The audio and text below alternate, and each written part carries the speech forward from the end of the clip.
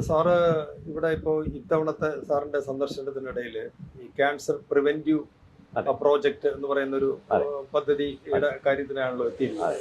അപ്പോൾ പലപ്പോഴും വളരെ അഡ്വാൻസ് സ്റ്റേജിലാണ് ഈ രോഗം നമ്മുടെ നാട്ടിൽ കണ്ടെത്തപ്പെടുന്നത്. അതെ. അപ്പോൾ ഈ എല്ലാ ആശുപത്രികളിലും അല്ലെങ്കിൽ നമ്മുടെ മറ്റേ പരിശോധന നടത്തുന്ന കേന്ദ്രങ്ങളിലൊക്കെ തന്നെ ഈ ക്യാൻസർ പ്രിവെന്റീവ് യൂണിറ്റുകൾ ശക്തമായി കഴിഞ്ഞാൽ നമുക്ക് പിന്നീട് വരുന്ന ചികിത്സയ്ക്ക് വേണ്ടി വരുന്ന ഭീമമായ തുകയും മറ്റും ഒഴിവാക്കാൻ നമുക്ക് വളരെ ശരിയായ നല്ല ചോദ്യമാണ്. അതായത് ഇപ്പം നമ്മുടെ ബ്രസ്റ്റില് ഒരു മഞ്ചാടിക്കുരുവിൻ്റെ സൈസ് ഒരു ലംബ് ഉണ്ടാകാൻ സാധാരണഗതിയിൽ 18 മാസം എടുക്കും. അപ്പോൾ ഈ 18 മാസം എന്ന് പറഞ്ഞാൽ ഈ 18 മാസത്തിനിടയ്ക്ക് ഒരു കൂട്ടം തെറ്റി മേഞ്ഞ ഒരു സെല്ല് ഡിവൈഡ് ചെയ്ത് 2ആയി 4ആയി 16ആയി 256 അങ്ങനെയാണ് പോകുന്നത്. അത് വളർന്ന് ഒരു മഞ്ചാടിക്കുരുവിൻ്റെ സൈസിലാകാനായിട്ട് 1.5 കൊല്ലം എടുക്കും. ഈ 1.5 കൊല്ലത്തിനിടയ്ക്ക് നമ്മൾ ഇതിനെ കണ്ടുപിടിച്ച് കഴിഞ്ഞാൽ ഇത് വളരെ ലോക്കലൈസ്ഡ് ആണ്. ഈ സൈസൊക്കെ ആകുമ്പോഴത്തേക്ക് ഇതിൽ നിന്ന് പൊഴിഞ്ഞു പോകുന്ന പല സ്ഥലത്തും പോയി താവളം അടിക്കും. ഈ താവളം അടിക്കുന്ന കോശങ്ങൾ വേറൊരു തരത്തിലാണ് വളർന്നത്. ഇവിടെ നിന്നുള്ള നിർദ്ദേശത്തിൽ തുറന്നല്ല, അവർ അതിൻ്റെതായ താൻ തോന്നിയുള്ളതാണ് ആ കോശങ്ങൾ. അപ്പോൾ ഇത് ഇങ്ങനെ ഒരു സംവിധാനത്തിൽ എത്രയും നേരത്തെ പിടിച്ചെടുത്തോ, നമ്മളിപ്പം RCCയിലൊക്കെ തമിഴ്നാട്ടിൽ നിന്ന് കൂടെ വരുന്നതുകൊണ്ടായിരിക്കും നമുക്ക് ഒരുപാട് അഡ്വാൻസ് സ്റ്റേജാണ് എല്ലാം വരുന്നത്. അഡ്വാൻസ് സ്റ്റേജിന്റെ ട്രീറ്റ്മെന്റിൽ ഇപ്പോൾ നല്ല ഫലം കാണുന്നുണ്ട്. പണ്ടത്തെ പോലെ ഇപ്പം ഈ monoclonal antibody, immunotherapy, targeted therapy ഇതൊക്കെ വന്നതുകൊണ്ടാണ് പണ്ട് കാലത്ത് 2 കൊല്ലം 3 കൊല്ലം ജീവിച്ചിരുന്നവരെ നമ്മളിപ്പോൾ 15 കൊല്ലം 20 കൊല്ലം വരെ കൊണ്ടുവന്നുണ്ട്. അപ്പം അങ്ങനെ ഒരു 65 വയസ്സായ ഒരു സ്ത്രീയെ ട്രീറ്റ് ചെയ്ത് അവരെ 80 വയസ്സിൽ കൊണ്ടെത്തിക്കാന്നുണ്ടെങ്കിൽ നമ്മുടെ ലൈഫ് സ്പാൻ കൊടുത്തു കഴിഞ്ഞാൽ അതാണ് നമ്മുടെ ലക്ഷ്യം. ഇനി ഇതിൻ്റെ ആയുർദൈർഘ്യം മാത്രമല്ല, ഈ ക്വാളിറ്റി ഓഫ് ലൈഫും നമ്മൾ നോക്കും. അപ്പം നല്ല മരുന്നുകൾ കൊടുത്ത് രോഗശമനം വരുത്തി പിന്നെ ഒരു മെയിൻ്റനൻസ് ട്രീറ്റ്മെൻറ്റ് ഇല്ലാതെ അവരെ ഫോളോ അപ്പ് ചെയ്യാമോ? അപ്പോൾ അവിടെ പുതിയ പുതിയ മാർഗ്ഗങ്ങൾ വന്നു കഴിഞ്ഞു. പുറത്തൊന്നും കാണുന്നില്ല. സ്കാനൊക്കെ നോർമലാണ്, PET സ്കാൻ നോർമലാണ്, MRI നോർമലാണ്. ക്യാൻസർ സെൽ എവിടെയെങ്കിലും ഒളിഞ്ഞിരിപ്പുണ്ടോ എന്നൊരു ചോദ്യം വരും. അത് കണ്ടുപിടിക്കാനുള്ള മാർഗ്ഗങ്ങൾ വന്നു കഴിഞ്ഞു. ലിക്വിഡ് ബയോപ്സി എന്ന് പറയും. ഈ പൊഴിഞ്ഞു പോകുന്ന കോശങ്ങളുടെ DNA എവിടെയെങ്കിലും ഒളിച്ചിരിപ്പാണെന്ന് കണ്ടുപിടിക്കാനുള്ള സംവിധാനം കേരളത്തിലോട്ട് പോയി. അതായത് നമ്മുടെ ഒരു പക്ഷി പറന്നു പോയാൽ അതിൻ്റെ തൂവൽ താഴെ വീഴാന്നൊക്കെ ഏത് പക്ഷിയാണെന്ന് പറയാൻ പറ്റുമോ? അതാണ് ലിക്വിഡ് ബയോപ്സിയുടെ തത്വം. അപ്പോൾ ഇനിയിപ്പം വരാൻ പോകുന്നത് ട്രീറ്റ്മെൻറ്റ് കഴിഞ്ഞു, സ്കാനൊക്കെ നോർമലാണ്, അസുഖമൊന്നുമില്ല, എവിടെയെങ്കിലും ഈ പക്ഷിയുടെ തൂവല് നമ്മുടെ രക്തത്തിലോ ഉമിനീരിലോ കറങ്ങി നടപ്പുണ്ടോ അത് കണ്ടുപിടിച്ചു കഴിഞ്ഞാൽ അതിനെ കൂടെ കണക്കിലെടുത്തുകൊണ്ടുള്ള ചികിത്സ ഇനി വരാൻ പോകുന്നത്. അപ്പോൾ അത് നമ്മുടെ ഈ മിനിമൽ റെസിഡ്യുവൽ ഡിസീസ് MRD എന്ന് പറയും. അവശേഷിക്കുന്ന കോശങ്ങളുടെ ഒരു സങ്കേതം, അതിനെ കണ്ടുപിടിച്ച് അതിനെ കൂടെ കീപ്പ് ഓഫ് ചെയ്യാം. ഈ ക്യാൻസർ നമ്മളിപ്പോൾ നേരത്തെ കണ്ടുപിടിക്കുന്ന സംവിധാനത്തെ കുറിച്ച് പറഞ്ഞു.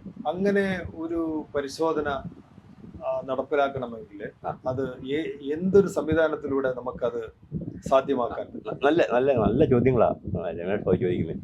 അതിനാദ്യം വേണ്ടത് കേരളത്തിൻ്റെ സമഗ്രമായ ക്യാൻസർ രജിസ്റ്റർ വേണം. നമ്മൾ ഇതുവരെ അങ്ങനെയൊന്നും വന്നിട്ടില്ല. 2008 നമ്മുടെ കേരള അസംബ്ലി ഒരു നിയമം പാസ്സാക്കി. ട്യൂബർക്കുലോസിസ് പോലെ, ക്ഷയരോഗം പോലെ, HIV പോലെ എവിടെ ക്യാൻസർ ഡയഗ്നോസ് ചെയ്തോ അത് റിപ്പോർട്ടബിൾ ആക്കണം. പക്ഷേ മറ്റു പല കാര്യങ്ങൾ പോലെ നമ്മുടെ ഈ ഇങ്ങനൊരു നിയമം നടപ്പിലാക്കാൻ വലിയ താല്പര്യം കാണിച്ചിട്ടില്ല ഇതുവരെ. അപ്പോൾ ഈ 18 കൊല്ലമായിരുന്നു ഈ അസംബ്ലി പാസ്സാക്കിയിട്ട്. അതെന്തുകൊണ്ട് നമ്മുടെ ആരോഗ്യരംഗം ശ്രദ്ധ കേന്ദ്രീകരിക്കുന്നില്ല എന്നുള്ളത് എനിക്ക് തോന്നുന്നു പ്രായോഗിക ബുദ്ധിമുട്ടായിരിക്കും, ആൾക്കാരില്ലായിരിക്കും. എല്ലാ ഡിപ്പാർട്ട്മെന്റിലും ഇഷ്ടംപോലെ സ്റ്റാഫ്. പക്ഷെ അതൊന്നും ഒരു എക്സ്ക്യൂസ് അല്ല. കാരണം നമ്മള് ഒരു ചികിത്സിക്കുന്നതിനേക്കാൾ ഭേദമാണല്ലോ. എന്താ അത് ഇപ്പം നമ്മൾ ചെയ്യുന്നത്, പ്രധാനപ്പെട്ട ക്യാൻസർ സെൻ്ററുകളൊക്കെ ആ സെൻറ്ററിൽ വരുന്ന രോഗികളുടെ കണക്കെഴുതി തരുന്നുണ്ട്. അതത്ര 100% ശരിയാകണമെന്നില്ല. അത് കഴിഞ്ഞ് തൊട്ടടുത്തുള്ള പ്രദേശങ്ങളിൽ നിന്നുള്ള കണക്കും കിട്ടുന്നു. തിരുവനന്തപുരം ആണെങ്കിൽ തിരുവനന്തപുരം, കൊല്ലം ഡിസ്ട്രിക്റ്റും നമുക്ക് കിട്ടുന്നുണ്ട്. മലബാർ ക്യാൻസർ ട്രയറി ചെയ്യുന്നത് കോഴിക്കോട്, കാസർഗോഡ്, മലപ്പുറം ഡിസ്ട്രിക്റ്റ് കളക്ട് ചെയ്യുന്നുണ്ട്. കൊച്ചി ക്യാൻസർ റിസർച്ച് സെൻ്ററുകാർ എറണാകുളം, കുറച്ച് തൃശ്ശൂർ, ആലപ്പുഴയുടെ വടക്കും ഭാഗം കളക്ട് ചെയ്യുന്നു. ഇതൊക്കെ ശരിയാണ്. പക്ഷേ ബാക്കി വടക്കുന്ന എവിടെ ചെയ്യും? ഇപ്പം ഇടയ്ക്കിടയ്ക്ക് ആൾക്കാർ പറയാറുണ്ട് കുട്ടനാട്ടിൽ ലിംഫോമ കൂടുന്നു, ലുക്കീമിയ വരുന്നു. കാരണം അവിടെ നമ്മുടെ ഫെർട്ടിലൈസേഴ്സ് ധാരാളം ഉപയോഗിക്കുന്നു, പെസ്റ്റിസൈഡ് കീടനാശിനി ഉപയോഗിക്കുന്നു. ശരിയാണ്, ചിലയിനം കീടനാശിനികൾ ലിംഫോമ ഉണ്ടാക്കാൻ ലോകം അറിയാവുന്നതാണ്. ആ കീടനാശിനിയാണോ നമ്മളിവിടെ ഉപയോഗിക്കുന്നത്? വിദേശത്ത് നിരോധിച്ച കീടനാശിനികൾ ആരെങ്കിലും ഇവിടെ കൊണ്ട് വിൽക്കുന്നുണ്ടോ? ഇതൊക്കെയാണ് നമ്മൾ ഉത്തരം കണ്ടെത്തുന്ന വലിയ വലിയ ചോദ്യങ്ങൾ. ഇപ്പോൾ നമ്മൾ ഒരു ഹോളിവുഡ് നടി ആഞ്ചലീന ജോളിയൊക്കെ ക്യാൻസറിനെ പേടിച്ചിട്ട് അവരുടെ മാറിടം നീക്കം ചെയ്തതൊക്കെ നമ്മൾ വായിച്ചത്. അപ്പോൾ ഈ ഇൻഷുറൻസ് കമ്പനികൾ ഇപ്പോൾ നമ്മുടെ നാട്ടിൽ ധാരാളമുണ്ട്. അവർ ഹെൽത്ത് ഇൻഷുറൻസ് കൊടുക്കുന്നുണ്ട്, നമ്മൾ അതൊക്കെ ചെയ്യുന്നുണ്ട്.